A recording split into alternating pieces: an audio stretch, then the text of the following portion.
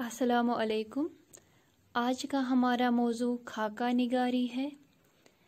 खाका निगारी, जिसको उर्दू अदब की एक दिलकश और दिलचस्प सिन्फ के तौर पे जाना जाता है, जैसे उर्दू अदब के बाकी असनाफ है, नसरी असनाफ जो है उन्हीं में से एक ये भी।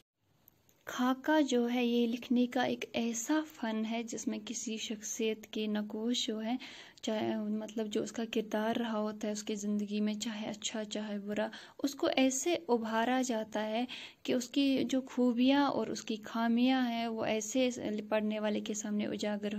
होती हैं कि उसकी एक जीती जागती तस्वीर पढ़ने वाले के सामने आ जाती है। तो खाके का लिखने का यही एक फ़न है कि उसमें लेकिन दोनों चीज़ों को सामने रखना होता है, चाहे वो खूबियाँ हो चाहे उस शख्स की वो खामियाँ हो। खाका, जैसा कि मैंने आपको पहले ही कहा कि ये नसरी अदब की एक दिलकश और दिलचस्प सिन्फ है, जिसको आप अंग्रेज़ी में स्केच के नाम से जानते हैं।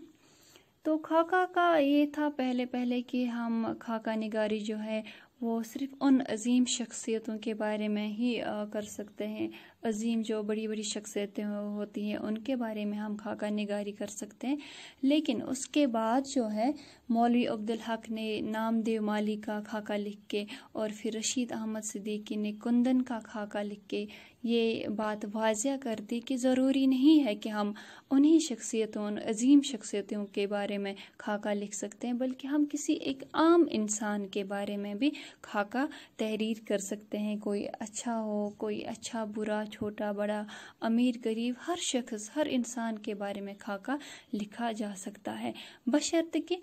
आप उस इंसान को, आप उस शख्स को करीब से यानी नज़दीक से जानते हो, आपको उसकी शख्सियत का सही से मालूम हो, तब जाके आप खाका निगारी कर सकते हैं। तो खाके के बारे में ये भी लिखा जाता है कि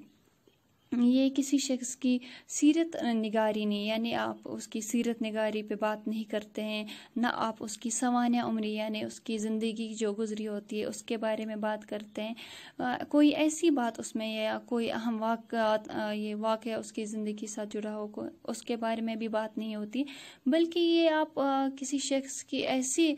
उस खसूसियत के बारे में बात करते हैं जिससे आप मुतासिर हुए हों। कोई ऐसी खसूसियात आपने किसी शख्स में देखी हो जिससे आप मुतासिर हुए हों, उसको अपने अंदाज से, एक अपने दिलचस्प अंदाज से जो आप बयान करते हैं, लिखने की कोशिश करते हैं, तहरीर करने की कोशिश करते हैं, तो वही खाका बन जाता है। तो पहले जैसा कि मैंने आपको कहा है कि आप उस शख्स पे खाका निगारी कर सकते हैं जिसको आप करीब से जानते हो, जिसको आप बहुत बिल्कुल नज़दीक से जानते हो। लेकिन उसके बाद जो है मंटू ने मेरा साहब लिखकर ये बात भी साबित कर दी कि ज़रूरी नहीं है हम उस शख्स के बारे में ही खाका लिख सकते हैं जिसको हम करीब से जानते हों, जिसको हम नज़दीक से जानते हों, बल्कि हम उस शख्स के बारे में भी खाका लिख सकते जो मतलब सुनी सुनाई बातों पे भी हम खाका लिख सकते, एक कामयाब खाका लिख सकते हैं। खाका निगारी के आगाज़ के बारे में जैसे कि लिखा है कि इसको कुछ ज़्यादा अरसा तो नहीं हुआ, लेकिन शोराए उर्दू के तज़किरों में इसकी झलकियाँ ज़रूर मिल जाती हैं। और यहाँ पे भी आपके निसाब में जैसे कि ज़िक्र आया हुआ है कुछ ऐसे अदीबों का जिनकी तहरीरों में कहते हैं कि खाकों के नमूने नज़र आते हैं, जैसे कि अब्दुल हलीम शरर हैं, मौलवी नज़ीर अहमद हैं, मिर्ज़ा हादी रुस्वा हैं और ख्वाजा हसन निज़ामी। इनकी तहरीरों में खाकों के नमूने नज़र आते हैं। लेकिन अगर हम उर्दू खाका निगारी का बाकायदा आगाज़ की हम बात करें तो कहते हैं कि वो मिर्ज़ा फ़रहतुल्लाह बैग से इसका बाकायदा आगाज़ हुआ